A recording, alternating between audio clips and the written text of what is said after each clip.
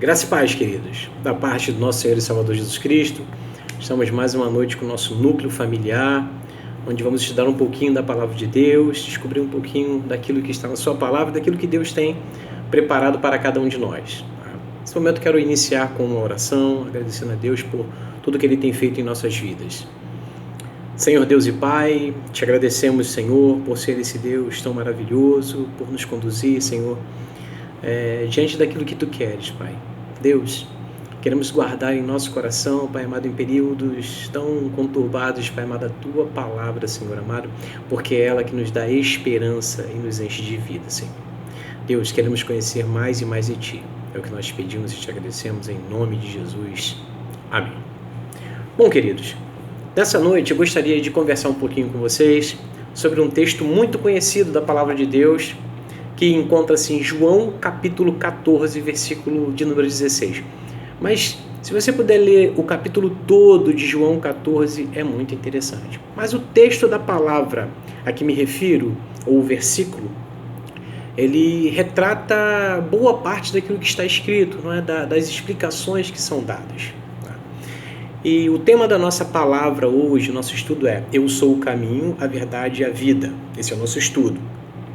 O versículo, ele diz o seguinte: Respondeu Jesus: Eu sou o caminho, a verdade e a vida. Ninguém vem ao Pai a não ser por mim. O que nós precisamos pensar hoje, o que nós precisamos pensar neste momento, nessa reflexão que estamos fazendo é: nossa vida tem rumo? Porque se a gente não consegue parar para pensar no rumo que está tomando a nossa vida, até mesmo diante das dificuldades que têm aparecido à nossa frente, se as coisas acontecem desse jeito, né, nós precisamos entender que Jesus ele veio para mostrar o caminho para o Pai. Porque Jesus fala que ele é o caminho, mas o caminho para chegar a algum lugar, sempre assim, não é? Então ele é o caminho para o Pai, né? E é o caminho para o Pai que dá sentido à nossa vida. Jesus disse, ele é o caminho. E nós precisamos descobrir a cada dia como trilharmos esse caminho. Esse texto da Palavra de Deus, né, ele se refere ao momento em que Jesus está na sua última refeição com os discípulos. Jesus prepara uma refeição e ele está com os discípulos antes de ser crucificado. À mesa estavam os apóstolos que receberam várias instruções, né, dos momentos finais da vida de Jesus, né, que seriam interessantes para o resto da vida, e ainda entenderam que mesmo Cristo, não estando mais com ele nos enviaria um Consolador. Queridos, Deus nunca te desampara. Apesar da onipresença de Deus, Deus está presente, né? Onipresença. Ele está presente em todos os lugares, ainda assim, o Senhor, o que Ele faz? Ele envia ainda o seu Santo Espírito para que nós entendamos que aqueles homens, ou nós, ou eles também, entendamos que eles não estavam desamparados. Mesmo quando Cristo fosse, alguém viria para ficar no seu lugar, para poder cuidar daquele povo, para cuidar deles. E assim como eles foram cuidados, assim que houve derramamento do Espírito Santo, o Consolador, nós ainda hoje somos cuidados por Ele. Por causa daquela promessa.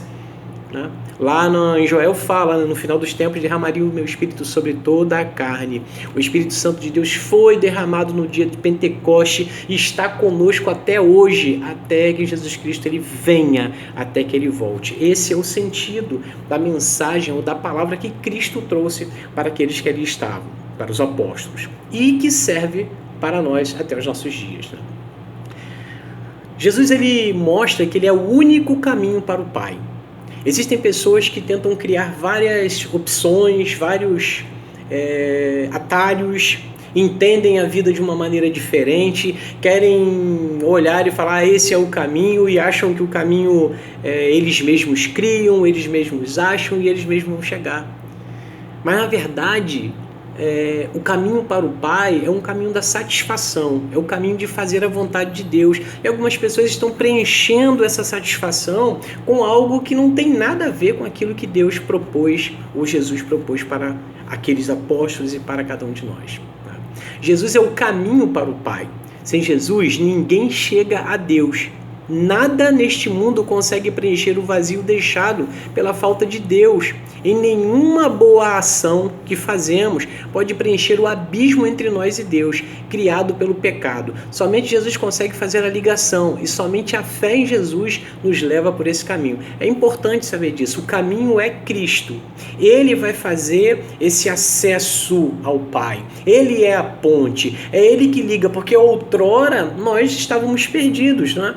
Com o nosso pecado, com o pecado de Adão e Eva, essa ponte foi quebrada. E quando essa ponte é quebrada, havia necessidade de alguém que a estabelecesse.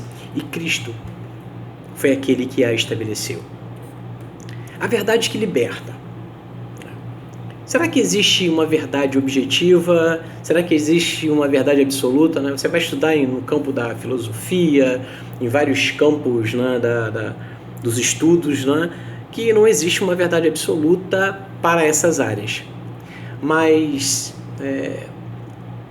existe uma verdade absoluta, que é Cristo Jesus. Jesus disse que sim, que existe. Ele disse que a verdade nos liberta. Mas então, o que é a verdade? Jesus é a verdade. Jesus é a verdade que nos liberta. Outrora escravos do pecado, outrora presos, nós hoje somos libertos, porque Ele é a verdade. Jesus é o caminho, a verdade que liberta, a verdade absoluta. É Ele que trata as nossas vidas e é Ele que, com a sua verdade, inunda o nosso coração e faz que nós reconheçamos quem nós somos de verdade. A verdade mostra quem eu sou, o que eu posso, o quão dependente eu sou de Deus, tudo isso. Então Jesus, Ele é a verdade e Ele é a verdade que liberta. Jesus, a fonte da vida. Deus é a fonte de toda a vida. É Ele que dá vida a cada criatura no mundo. Quando ficamos afastados de Deus por causa do pecado, perdemos nossa ligação com a fonte da vida e ficamos sujeitos à morte física e à morte espiritual.